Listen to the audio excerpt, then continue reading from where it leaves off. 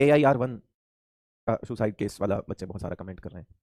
तो बेटा इस बारे में मैं क्या बोलूँ, है ना? मेरे पास कोई शब्द नहीं है। जो हो रहा है अच्छा तो नहीं हो रहा, ठीक है? तो इसलिए मैं सिर्फ इतना बोलूँगा कि अपनी मेंटल हेल्थ पे ध्यान देना बेटा, हमेशा लाइफ में याद रखना कि मेंटल हेल्थ पर ध्यान देना। और मेंटल हेल्थ के लिए सबसे ज़्यादा ज़रूरी चीज़ है फिजिकल एक्टिविटी, जो कि आप लाइफ में 1 या 2 अपनी पूरे रूटीन में ऐड ज़रूर करिए। लाइक रनिंग है ना? आप योगा वगैरह कर सकते हैं। आप कोई गेम 1 घंटे के लिए बैडमिंटन कोर्ट ज्वाइन कर लीजिए, कुछ भी कर लीजिए, मगर कीजिए ज़रूर। तो वही चीज़ें मैं हमेशा बोलता हूँ कि आजकल बच्चे गेम तो खेलते हैं मगर मोबाइल पे। तो थोड़ा सा मेंटल हेल्थ का ध्यान रखो। क्या वजह रही होगी, है ना? हम जज नहीं कर सकते उस चीज़ में, मैं कभी नहीं बोलता इस बारे में कि किसी इंसान ने ऐसा स्टेप क्यों उठाया है, हम बैठ के जज नहीं कर सकते।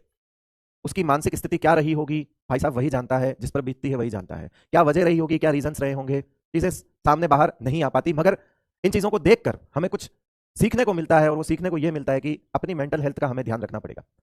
हमारी लाइफ में भी ऐसी चीज़ें बहुत बार आती है जब हम बहुत ज़्यादा डिप्रेशन में होते हैं, बहुत ज़्यादा हमें ऐसा लग रहा होता है कि यार कुछ नहीं हो पाएगा, है ना? तो हमेशा मैं बोलता हूँ कि एक दरवाजा मत रखो लाइफ में कि भाई वही एक दरवाजा है और वहीं उसी पार मुझे जाना है। ऑप्शंस क्रिएट करो, है ना? सक्सेसफुल बनने के लिए ऑप्शंस क्रिएट करो। बहुत सारे रास्ते हैं जहाँ पे आप सफलता अचीव कर सकते हो, हासिल कर सकते हो, है ना? बाकी मैं ज़्यादा इस पर कमेंट नहीं करूँगा, बिकॉज़ ये चीज़ें सिर्फ़ और सिर्फ़ मेंटल हेल्थ से रिलेटेड हैं।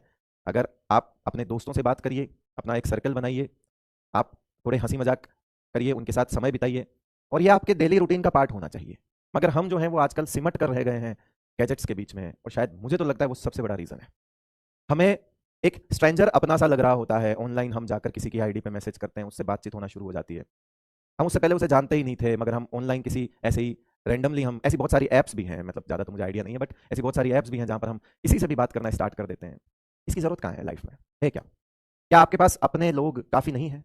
क्या आपके स्कूल के दोस्त काफ़ी नहीं हैं? क्या आपके पड़ोस में रहने वाले जो आपके हम उम्र जो हैं, या आपके कज़िन्स हैं, आपके रिलेटिव्स हैं, काफ़ी नहीं हैं? आप खुद ऐसी चीज़ें क्यों क्रिएट कर रहे हैं जहाँ पर आपको ट्रस्ट इश्यूज़ आगे जाके हो सकते हैं? तो आप ओके टेस्टेड वाली चीज़ें इस्तेमाल क्यों नहीं करते? है ना? जो ट्राइड एंड टेस्टेड चीज़ें हैं, लोग उन्हीं पर आप अपनी ज़िंदगी उन्हीं से बात करिए। हम पेरेंट्स को छोड़कर किसी तीसरे इंसान से इतनी ज़्यादा फीलिंग्स शेयर करते हैं कि एक वक़्त पे हम अपने पेरेंट्स की बुराई उस इंसान के सामने कर रहे होते हैं। सीरियसली, उन्होंने पैदा किया है हमें। वो इंसान तुम्हारी ज़िंदगी में हो सकता हो 5 या 6 महीने से हो। वो पूरी ज़िंदगी में साथ रहेगा और उसको उसने पैदा किया। ये चीज़ें करना बंद करिए। आप अपनी मेंटल हेल्थ खुद ही खराब कर रहे हैं। तो इसीलिए खूब खेलिए, खूब पढ़िए, है ना? और एक्सरसाइज़ को अपना पार्ट बनाइए अपनी लाइफ़ का। अपने रूटीन का पार्ट बनाइए एक्सरसाइज़ को, अगर आपको वाक़ई खुश रहना है तो। मैंने खुद इस्तेमाल की हुई है वो चीज़।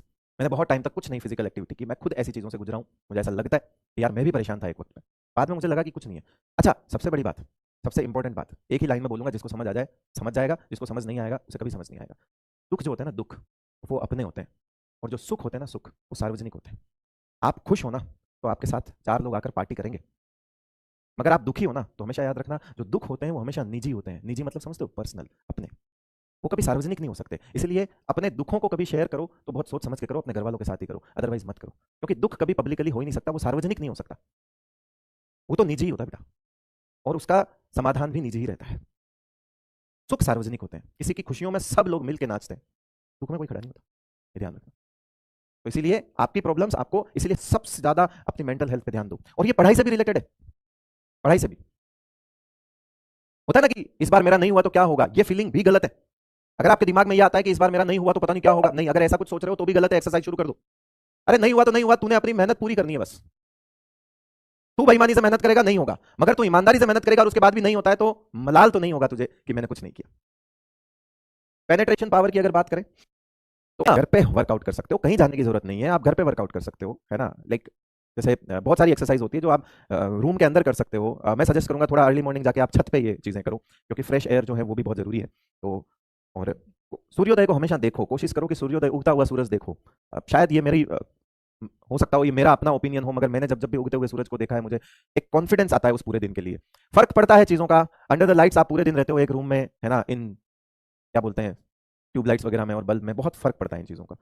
ट्राई करना कभी, मतलब ये चीज़ें थोड़ी सी मतलब स्पेसिफिक हो सकती है, मेरे ओपिनियन हो सकते हैं, मगर मैंने खुद महसूस किया इन चीज़ों को। उसके लिए सुबह उठना भी पड़ेगा, लेकिन जल्दी वो चीज़ ज़रूर देख लेना। ऐसा नहीं कि तुम उठोगे कह रहे सूरज अब उग, तुझे उगते हुए देखना चाहता हूँ।